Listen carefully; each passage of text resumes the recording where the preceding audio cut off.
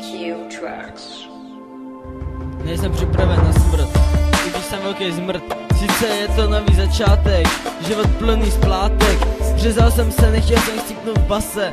Pár setkrát jsem byl na hranici mezi životem či smrtí. Chci žít, i když je to prokletí. Jsem tu dál, abych dýchal.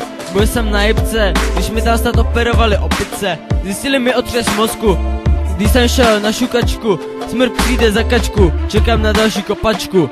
Smrt beru, jak do hlavy kulku. Při bice zmlatím každou jebnutou děvku. Malá šance na žití, slunce tu nesvítí. Smrt čekáš, něco podělám v životě, jen tak neodejdu ze světa ty koště. Věř mi, že s tebou budu kotě, každý říká nenávidím tě. I kdybych měl důvod zemřít, tak neodejdu. Do pekelného impéria čestným sejdu.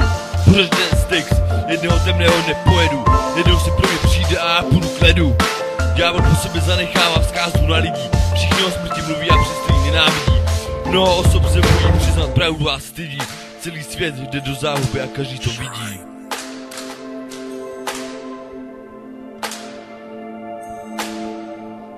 Q-Tracks. Počkat si na mě, až budu ležet na smrtelné posteli. Můj lifestyle je absolutně v prdeli. Vzpomínky odejdou, jako bychom nic neměli. Přesto jsme si nic ani trochu neuvědomili. Operace, při které byla šance, že nebudu žít, ale Bůh mi řekl, že si pro svůj sen musím dojít.